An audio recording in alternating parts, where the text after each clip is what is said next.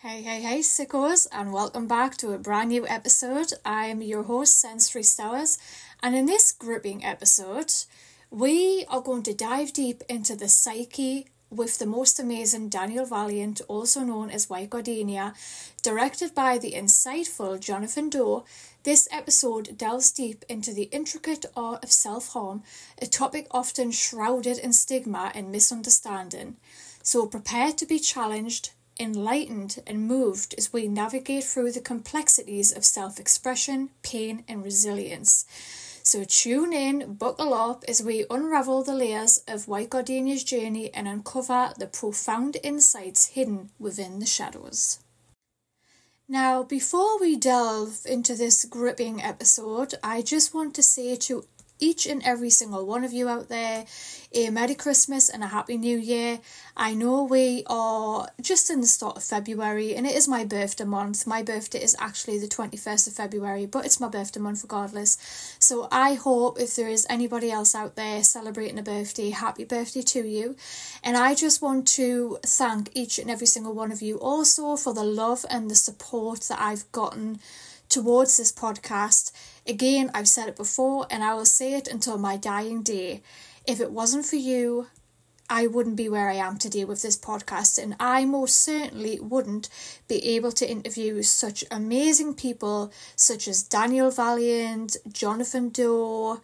You know, I've interviewed Stephen Byro before, Marcus Cook, Jimmy Screamer Claus, you name it. I've interviewed them all. I will, in the future, however, be doing an interview with the one and only Lucifer Valentine. You heard that right. I will be doing an interview with him. It is yet to be announced. I'm not pushing any boundaries here, but I have been in talks with the Lucifer Valentine, and I can't wait for that interview. But I was so excited to do this interview today with Daniel. So much so, I was supposed to take a break, but I couldn't keep away. Let's be honest. I love this industry so much. And this industry has ignited my inspirations once again with this film, The Art of Self-Harm. This is a fantastic documentary to watch, and I highly suggest everybody stop this episode, go onto Black Lava or any of the websites where they sell this movie and purchase it and watch it first and then come back to this episode. If you can't do that, however, and you can't buy the film for whatever reason, then buckle up because you're in for a wild ride, and I truly mean that. This is one extraordinary guy with some extraordinary talent. So, without further ado, we're going to start off with talking about what exactly is self-harm. Now, if you have a previous tendency to act on self-harm, please be aware that when we talk about this movie and when we talk about what goes on in this film, we do not advocate for anybody to do so.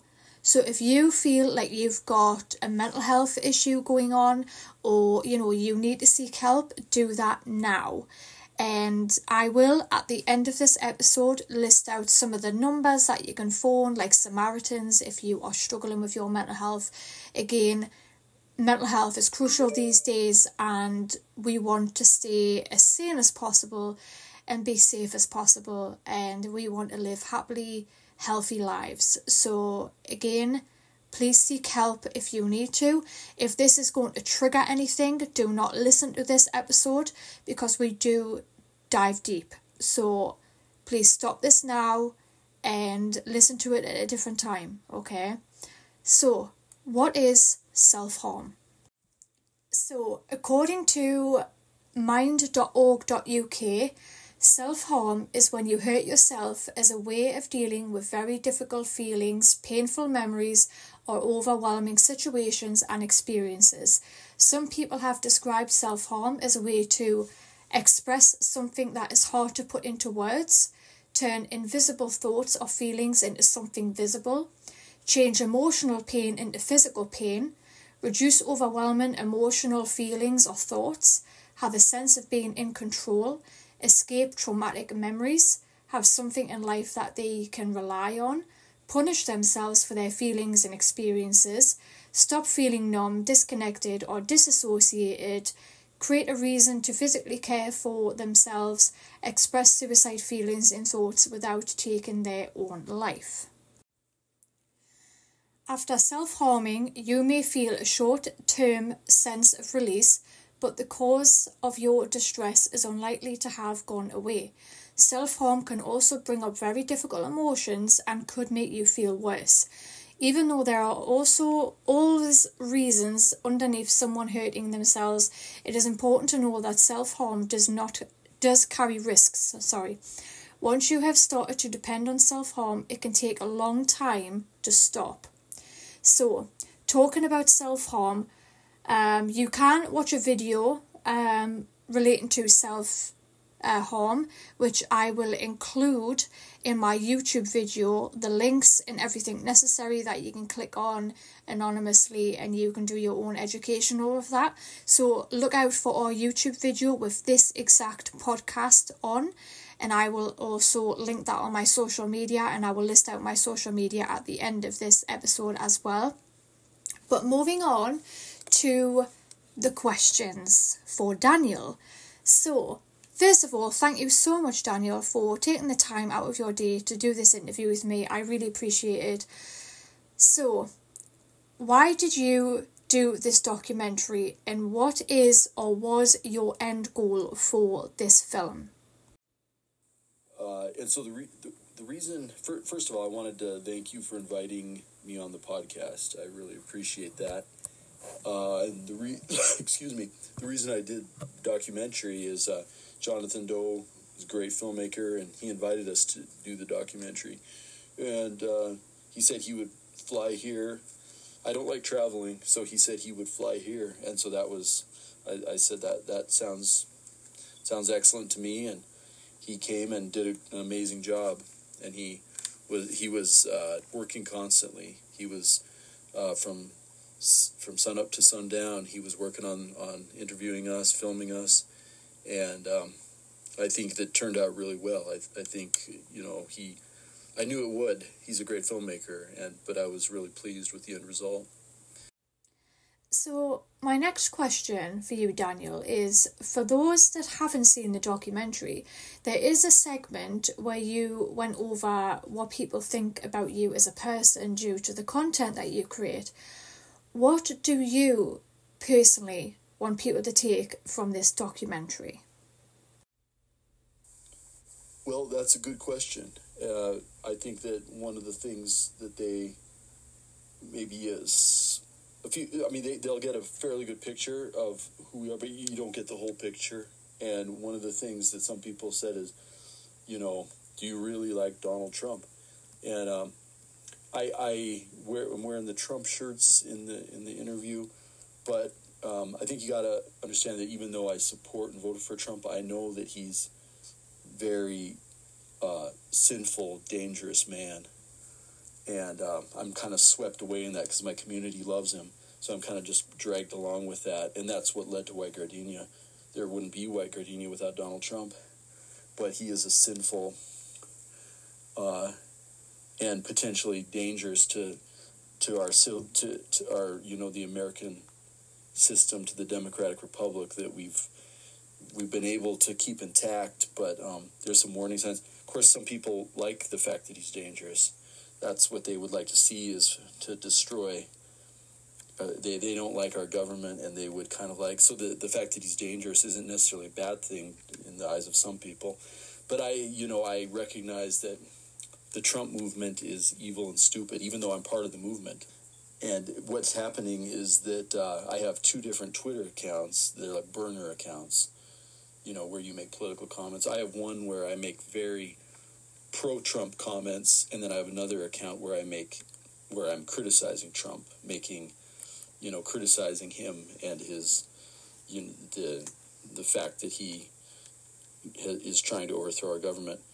He tried to overthrow it by refusing to accept the results of an election. But then my other account, I'm making very positive comments about him, because there's different things about him as an artist that this guy is more postmodern more extreme, more subversive than anyone else in the art world. And so, there can be these two things. I'm of two minds. It's a kind of I have kind of a schizophrenic view when it comes to politics. But one thing unquestionably is true is there would be no White Gardenia if Donald Trump hadn't risen to power. Now, in this documentary, you stated that you were vegan a lot of the time. How did you discover veganism?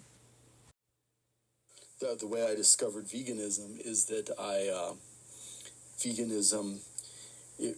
was basically loved animals as a kid, and I hated the concept. I hated seeing animals dying. I hate the concept of death in general, but seeing animals dying is, in Montana, you see animals die all the time. And I remember digging graves for animals when I was a little kid. I would be out cold weather. I would be out with my little shovel digging graves and burying, and whether it be pets or even seeing just random death, random deer being hit by cars. So I became a vegetarian at first, and a vegan later, and it got more extreme, my veganism, and it's interconnected with my fear of death. And so I didn't want to touch anything that had once been an animal, like leather or anything that was derived from the skin of animals, because that represented death, and it seemed tainted. And then I became so obsessed about it that I would stop. I refused to eat bread because bread had yeast in it, which seemed to me like a living organism that we were destroying. And then I started thinking about the viruses and bacteria that were I started thinking it was unethical to try to kill viruses or bacteria. So if someone had strep throat or anything like that, I would encourage them not to take medication, that they shouldn't try to kill the viruses or bacteria. And I would try to just endure having a sore throat and not take medication, although I was pretty healthy. So it wasn't, so it became a very obsessive thing where I was looking at these microscopic forms of life and obsessing over that. And so I kind of stepped back from that. And one of the things that kind of snapped me back to reality is I started realizing that actually, no matter all the years, all the many years I've been a vegetarian, all the lives of animals I'd saved by being a vegetarian, that perhaps ultimately those animals died from old age anyways, that those animals, that me not eating them might have been all pointless exercise, because those animals might have died because of the process of aging, the process of death, the cruelty of nature. And maybe the only way to solve that problem is through some form of virtual reality simulation where we can simulate all animals, all humans, and every form of life, every animal that has ever lived, and recreate them in a virtual reality simulation to bring them back to life. And so they can live in heaven, like we can bring back every human who's ever lived, and they can go to heaven, and we can bring back every cat that's ever lived, and they can go to cat heaven, and that might be interconnected with human heaven, and so we can see our pets, the cats that we had as when we were young. We can also create for kind of lower down on the hierarchy, in the animal kingdom, maggots. We can create a heaven for maggot heaven, and these things can also interconnect and intersect with the simulations we create for humans, for humanity. I remember having a pet worm when I was a little kid, and so I would like to see that pet worm again, or goldfish, pet fish. These things can all interconnect, and all life is valuable, but at the same time, extreme veganism might also be missing the point that the animals are going to die anyways, and so it might be a pointless exercise to kill ours, I'm still a vegetarian, but it's kind of missing the point. Ultimately, we have to solve the problem of death. One way or the other, we have to solve the problem of death. And so that's through science, and it's through religion, and it's probably through some form of like virtual reality simulation, as described by writers like Frank Tipler and David Deutsch. So that was really, really interesting when you explained about veganism and like maggot heaven and everything like that. That was really interesting. I would like to add to that, if that's okay. I just wanted to say that I went through a really strict vegan time of my life, shall I say, back in 2014. I found the documentary Cowspiracy, and you can watch that. Oh no, sorry, you can watch Earthlings free on the internet. And on the YouTube video, I will add the link to that if anybody is interested in learning more about, you know, the slaughter industry and everything like that. But yeah, if you are interested, then I will link that in the description of the YouTube video. But yeah, but moving on from that, you went over this many times before, Daniel, but for my audience, can you explain White Gardenia? Who is the man behind the name?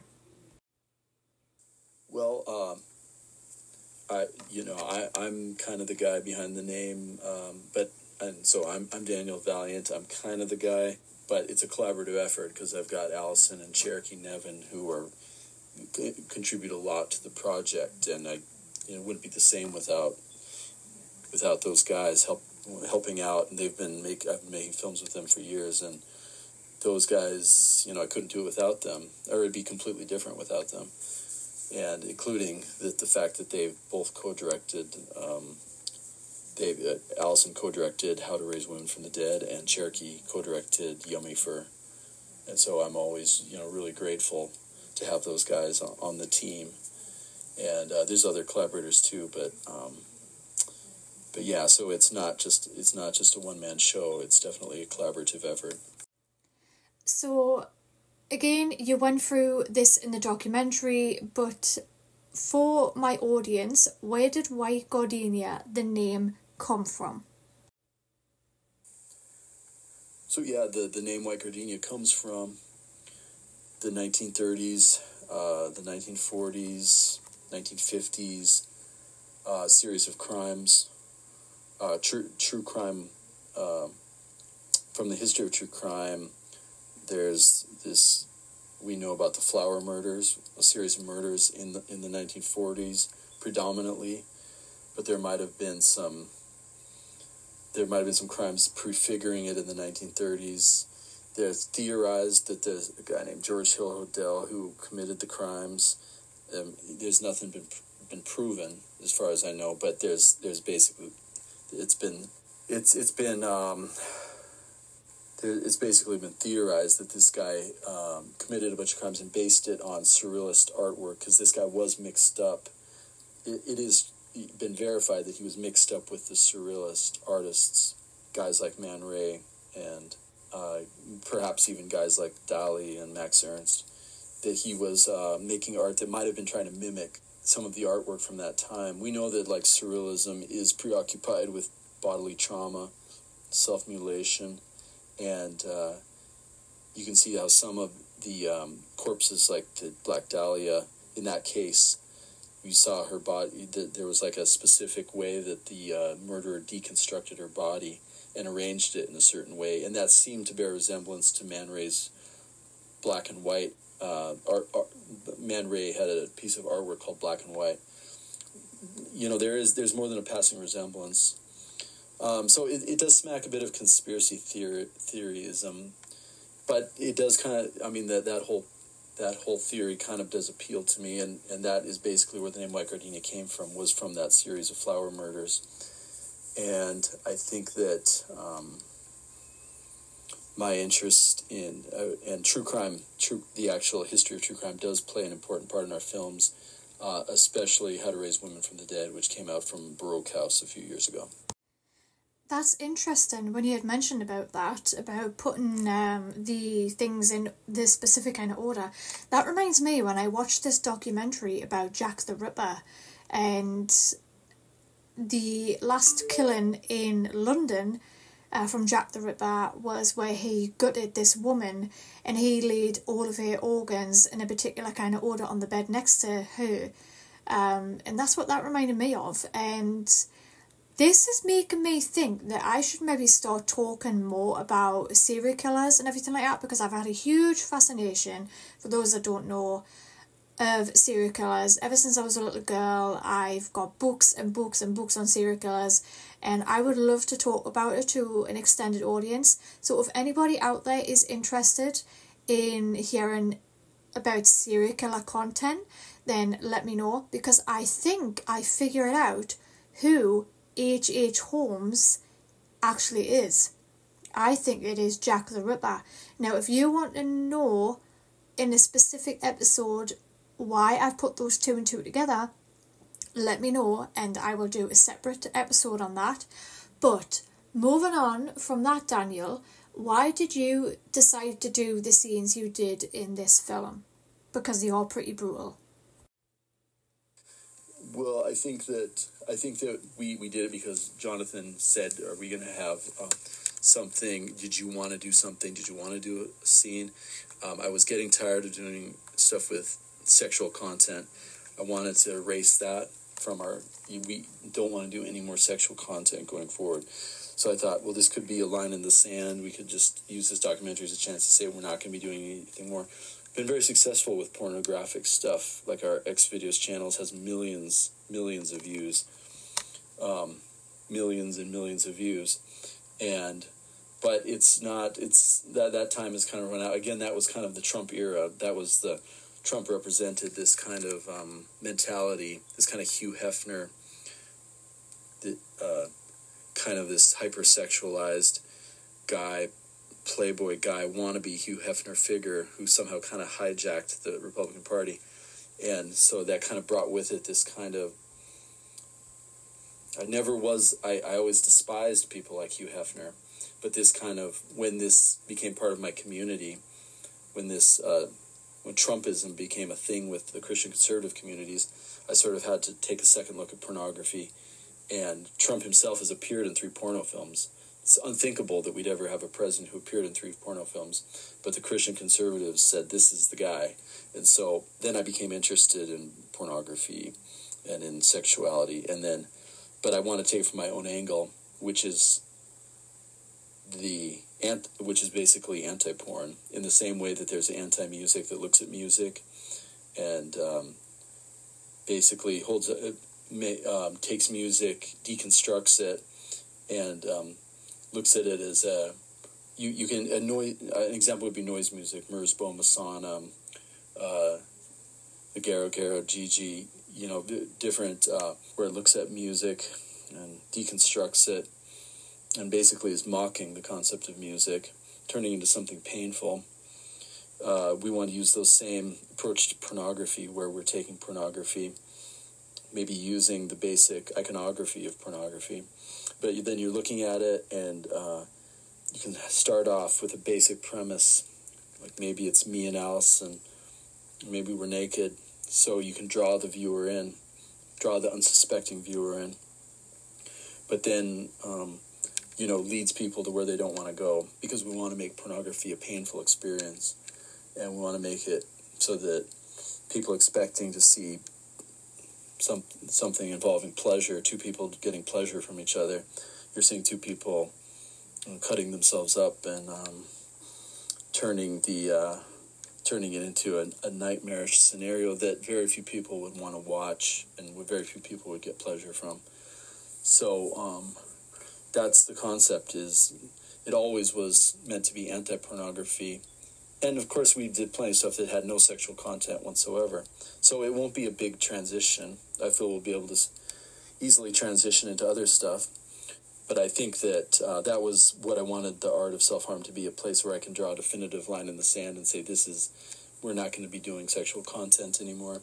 And so going forward, it was going to be much more focused on elements of science and religion. And so I thought we could do one more. If we could do one more thing to kind of, this is the line in the sand. And so we did one with Cherokee and a candle and a candelabra.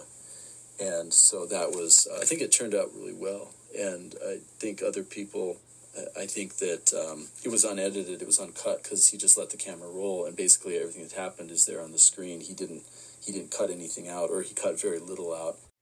So we have some pretty interesting answers, Daniel. I'm really enjoying these answers, very in-depth, and I love that. But this documentary, to me, is the most disturbing that I've ever seen due to the fact all of the scenes were real. But it's quite refreshing to see such acts being done on screen. Now, can you explain to my audience, do you have a pain threshold, and why do you do the acts that you do? And I think, again, this is an example where I think that we'll be moving on to different material going forward. And I would say I'm pretty, as far as a pain threshold, I really want every, I'm a guy who, like, if I get in a fight, I don't feel a single thing start to finish. That's why I win every fight. I get incredible doses of adrenaline. I get adrenaline, so much adrenaline that it's almost like I kind of go on autopilot. And I've never lost a fight in my life. And I love fight. I love UFC. I love that kind of stuff. And I think I think I get, it's like dangerous levels of adrenaline. It's almost like a poison being released into my system. And I think that one of the things that's interesting is that I don't like pain. I want everyone to go to heaven. I want everyone to be, experience heavenly bliss. That's the goal, is that I go to heaven, and everyone, all my relatives, all my friends, I just want everyone to go to heaven, and even my enemies. I want ultimately everyone to experience perfect oceanic bliss in heaven. And so, in other words, I'm not the kind of guy who's like looking for pain. It's just a coping. Right now, the human race has to get used to pain, because we have to get through this step of human evolution before we could, we have to get through this part of it, and part of that is acclimating ourselves to pain. But I mean, we're getting to the point where that's not necessary, because we're getting to that next level that's been predicted. I mean, last week you had Elon Musk and the Neuralink. That finally went online in a human. So we're getting very close to, the human race being in a much better place. We just have to make sure we get through it, and we need to be tough enough to get through that. And the human race needs to be strong enough and tough enough to get through. The human race has to be strong enough, tough enough. There's no time for weakness, and that's a big part of what our films are about, is that idea of embracing the notion of pain when you have to, not as an end to itself, but a means to an end. To get to the human race to a much better place, we have to, as the human race has to, toughen up, and so that's a subtext of a lot of the stuff that we've done so far. Okay, so in your own words, what makes White Gardenia stand out compared to other actors in extreme cinema? Well, I think White Gardenia stands out. Maybe a lot of people say we probably don't even deserve to be categorized with extreme cinema, because I think a lot of people would say we were more categorized with artists like G.G. Allen or Herman Nisch, that we belong more in that subgenre. And I never had seen G.G. Allen's work, and I was not familiar. I'd heard about him through the grapevine, but I'd never seen any of his performances or any of his live videos until just a few months ago. People had compared us to him so many times. I sat down and watched several of his performances, and it was some of it way better, amazing. Some of his performances were amazing, and I watched one interview where he was wearing his hat exactly I wear my hat in a real unusual way sometimes, and he was wearing his hat in the exact same way, and that's the first time I've ever seen anyone else that was, I've never seen anyone else wear their hat like that. And so I thought, in some strange way, I'm ripping him off. Like, somehow he's influenced me, and yet I've never seen any of his videos before. So if I ever said anything ambivalent about G.G. Allen, I was totally wrong, because he's done some amazing stuff, and his stuff echoes on, and even, apparently White Gardenia is kind of carrying on that legacy in some way. Well, that's interesting. So can you enlighten us to a fact about yourself that nobody already knows about you? This is going to be interesting, guys. Trust me. I think that one thing is that people would think, something like what we were just discussing, I think that people assumed that we were influenced by G.G. Allen. Well, I am now that I'm familiar with his stuff. But I was never quite as plugged into transgressive or subversive culture. I was more influenced by conservative thinkers and writers. And I was highly influenced by G. Gordon Liddy. G. Gordon Liddy, who worked for President Nixon, and who was integral to the Watergate break-ins. And he was a guy who self-mutilated himself, and he did it as kind of a way to build up, as a form of self-discipline. He would mutilate himself, and he was someone I listened to, read his writings, and listened to his radio show frequently growing up. And he was a big influence, and I think that a lot of conservative thinkers. And it doesn't surprise me at all that the Republican Party has gone completely insane, psychotic. But that has always been implicit in the American Republican Party. So, I mean, White Gardenia is right at home with that. That subversion was always there below the surface. The question is it wise to let that take over? Is it that subversive elements have always been there, kind of hiding in the dark in the Republican Party, but is it wise that they've now let it become mainstream, taken over the party writ large? And I think that could be dangerous, but maybe people want danger. So, I'm just kind of going with the flow and seeing where there's no question that it's going through a civilization level mental breakdown, but it'll be interesting to see where it all leads. Interesting. I do say so myself. So who is your dream director, might I ask? Well, Alfred Hitchcock is one of my dream directors. Alfred Hitchcock, Vertigo and The Rope, The Trouble with Harry, and I could go on and on with Hitchcock. But there's others. So, if there was an actor, living or dead, you choose to work with, who would it be?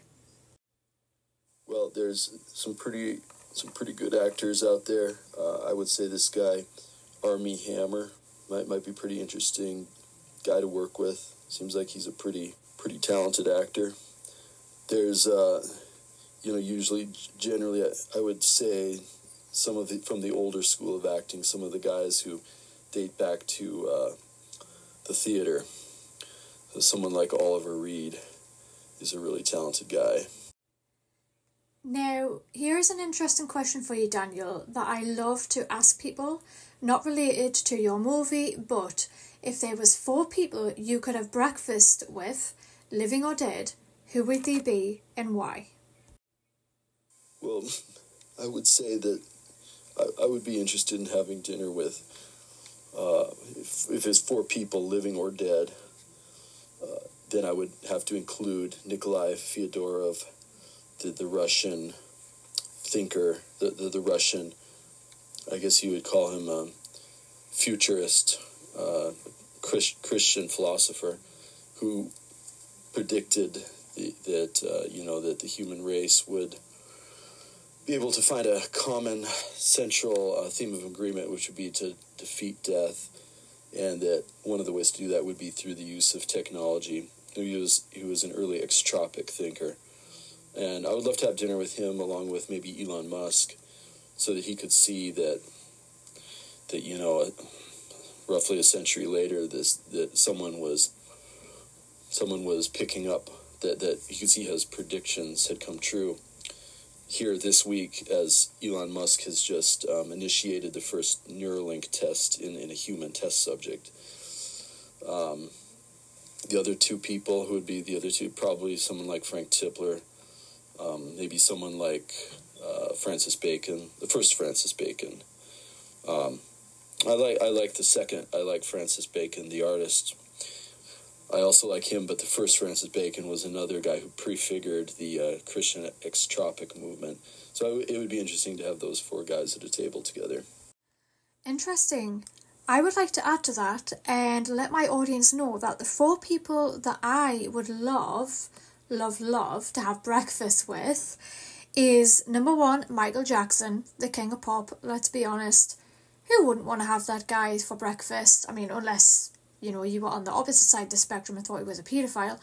But all the diehard fans out there will probably agree with that. If you don't agree with my opinion on that, that's fine. The next person would be Abraham Lincoln, because, come on, he abolished slavery. I want to know all the deeds on that. Winston Churchill, come on, you've got to have Winston. And then Freddie Mercury. So I just thought I'd add mine into there. Now, Daniel, have you had much feedback from this documentary? Was it good? Was it bad? Let me know and let the audience know. What was the feedback?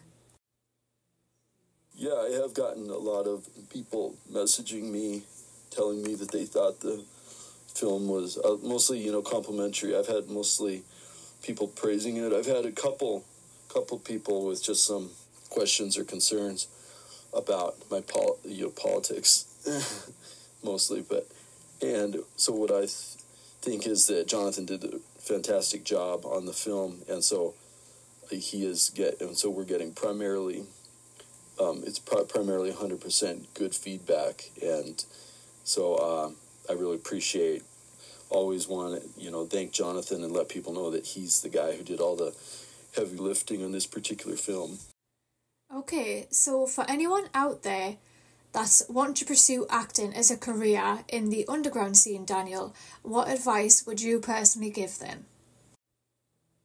Well, if anyone's interested in acting, I would honestly tell them that I don't think acting, I don't know if it's kind of not as worthwhile as other things. If I was a young person, I would go into science or engineering, go into a field, involving science or technological research.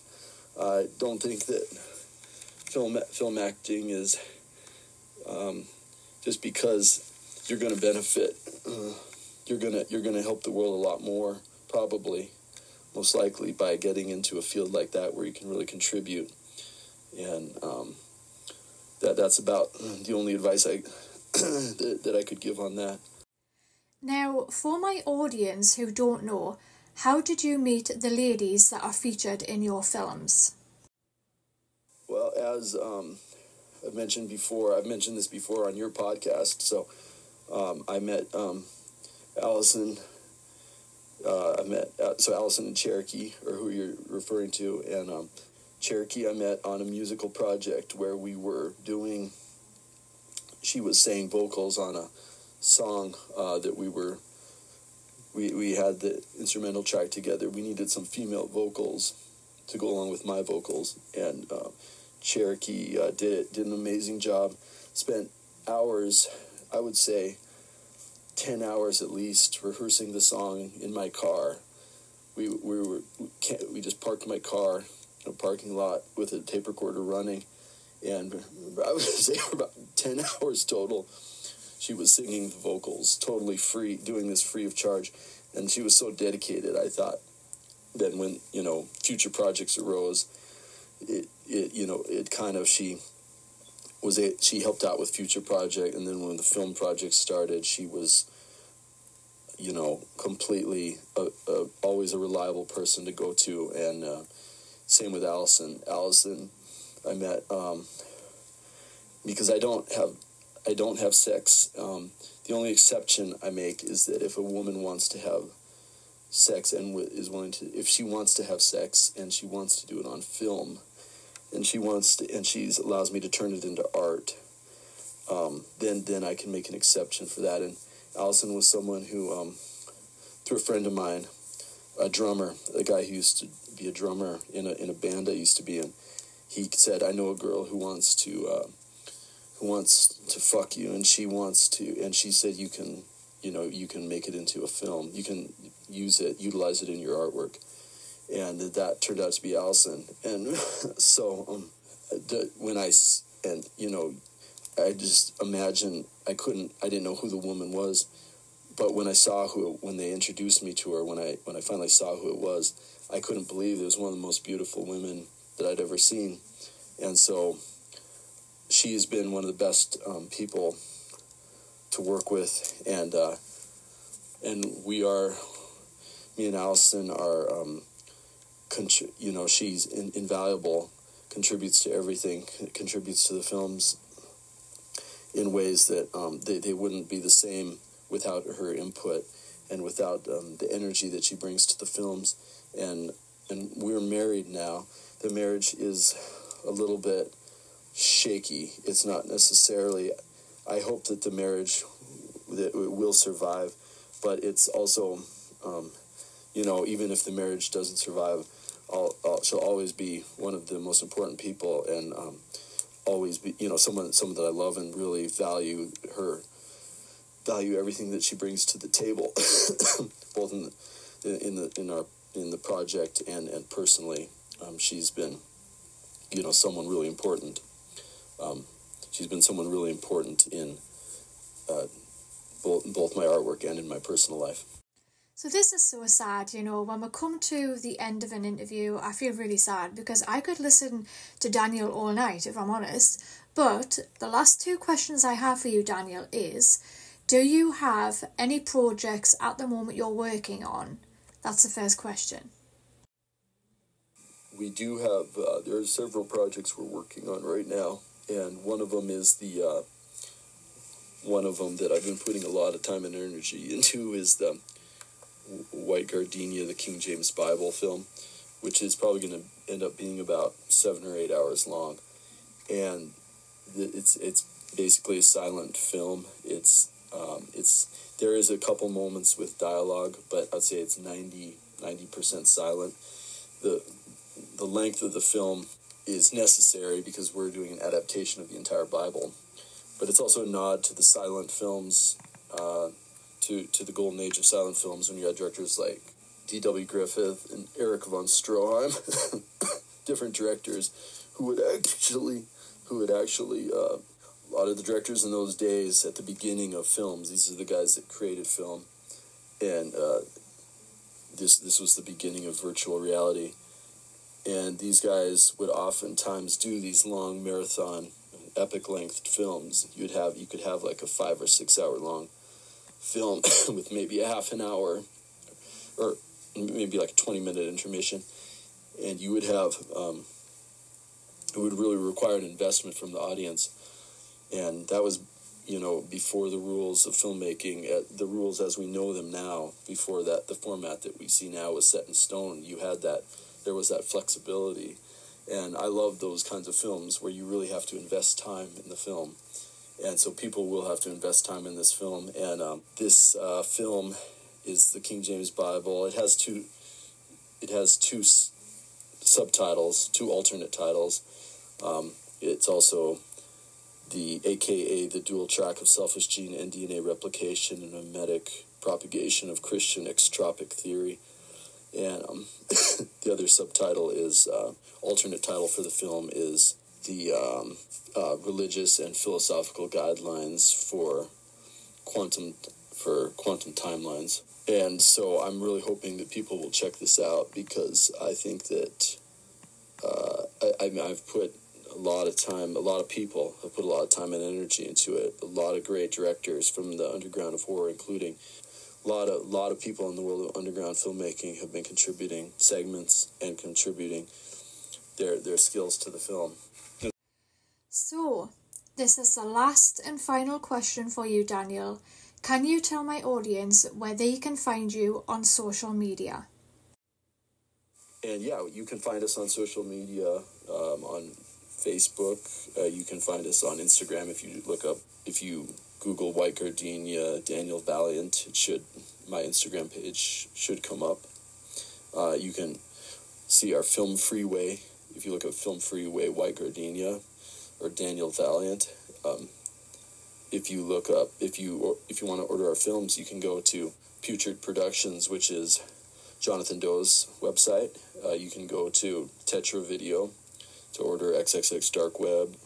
You can go to Gordrome.com to order Mutilation Theater. You can go to Scum Video to order Dream of Virtual Perfume in the House of Chanel. And Scum Video is doing a great job with that release. There's multiple labels you can go to. And New Film Order will be releasing the Bible film. That should be forthcoming probably around April, early spring. That should be getting a release date. Okay, thanks a lot, Kirsty. Really appreciate it. Well, that is the end of the interview. Thank you so much, Daniel, for taking the time out of your day, like I said before, for doing this interview. I really, really appreciate it. Okay, thanks a lot, Kirsty. Really appreciate it. Really enjoyed the chat, and we've always loved your podcast, so really appreciate you asking us to be on. Thanks again. It's an absolute pleasure, Daniel, to have you on our podcast as usual. But as a little recap, I'm going to read out the description that is on the back of the Jonathan Doe documentary, The Art of Self-Harm. And it says, "The Art of Self-Harm is an uncompromising and unflinching look at the art collective known as White Gardenia, a group of artists who explore their cathartic expressions through acts of blood drinking, self-mutilation, and other forms of paraphilia. This documentary takes an in-depth look at this group's body of work, as well as conducts detailed interviews with group members to understand the inspirations and motivations behind the art that is White Gardenia." Now, you can buy this film on various different websites, like Daniel has said. I will, in the YouTube video, list all of the websites in the description, so for your viewing pleasure. And yes, it was an absolute pleasure to interview Daniel. So once again, thank you, Daniel, for this. And on our next episode, we will be interviewing the one and only Jonathan Doe. So look forward to that. Mark your calendars for next week time. I'm going to say I have scheduled this interview with Jonathan, and he is yet to respond. So when I get his response, I will then upload the interview. So if you're looking forward to that, then like I said, mark your calendars and keep an eye on our social media as well. We do have new social media accounts ongoing right now. So on Facebook, my name on there is Kirsty Fuller _Sensory Stars, and my profile picture is me with the brown hair with the crown on my head, and my banner picture is a picture of me and I'm in an all black outfit with my hair hanging down, sitting on the ground. So that is the Facebook page. If you would like to follow me over on my personal Instagram, which is Kirsty_McQueen_official, or if you would like to follow the podcast Instagram, which is brand new to Instagram for us, it is just Too Extreme for Mainstream. Pretty simple. Go and follow over there and keep up to date with all of our newest interviews that's going to be coming to the podcast. And without further ado, I'm going to let you all go now, and I have loved every minute of this podcast. I really have. I can't wait to interview Jonathan. So yeah. So I will see you next time, sickos. Bye.